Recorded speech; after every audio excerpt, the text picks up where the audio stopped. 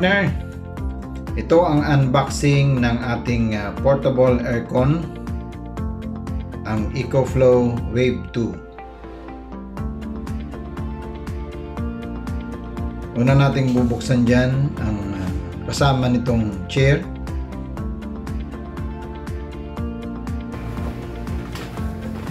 Alright.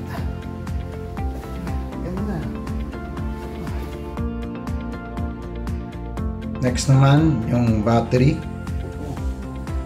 Wow! Ito yung battery.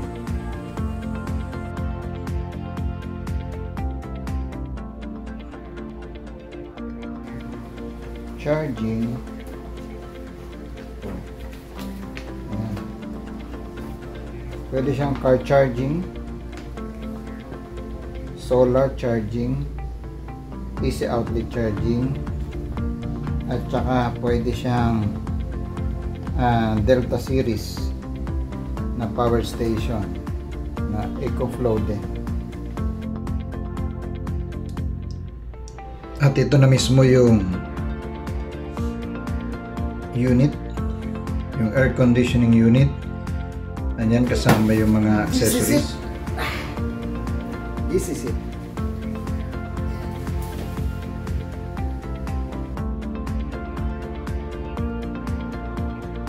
Yan, assemble na natin.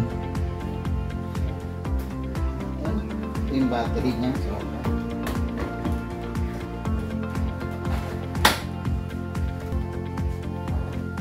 Yan. Pag may tumunog, ito yung kanina. Yan.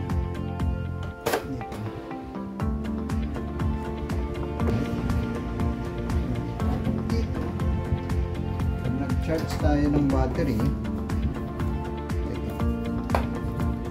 I-plug. Tapos, ito na yung sa wall. Dito sa likod mo, itong adapter ng adapter.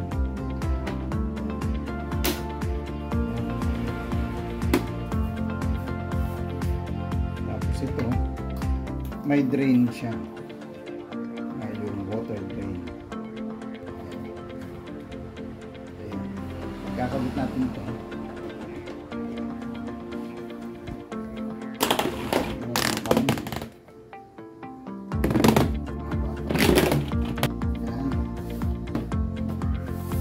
Alright.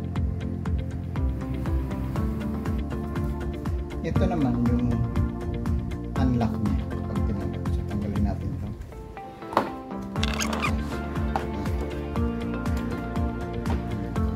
Tinanggap na. Tinanggap. Lock na siya.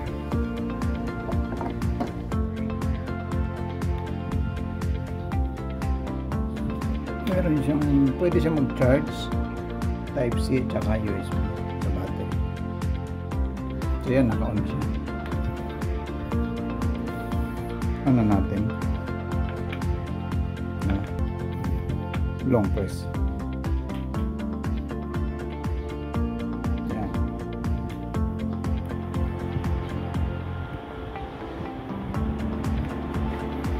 So yan. Nasa 18 degree.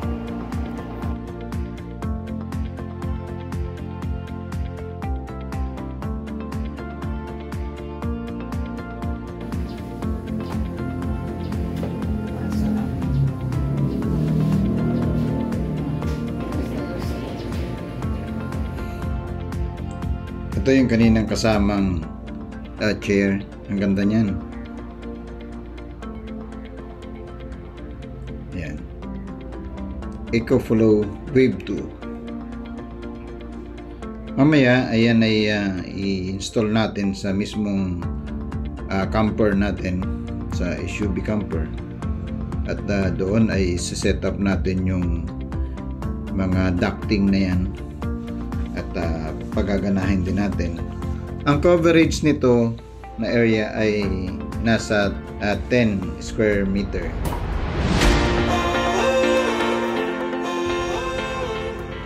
Nag-improvise tayo ng holder dun sa may front passenger seat. Diyan natin ilalagay yung ducting. Ito rin ay ginawa natin para patungan ng mismong air conditioning unit. Yan yung ducting. Itong EcoFlow Wave 2 ay pwedeng i-control sa cellphone kasi may app siya. Ito yung hot. Ito yung fresh.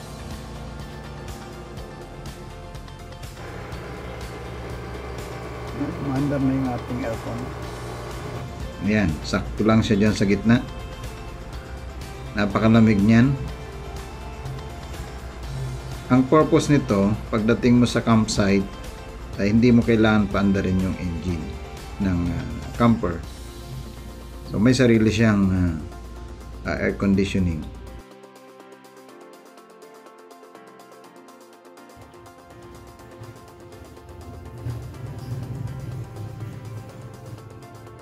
Ang battery life niya ay 2 to 8 or 2 to 10.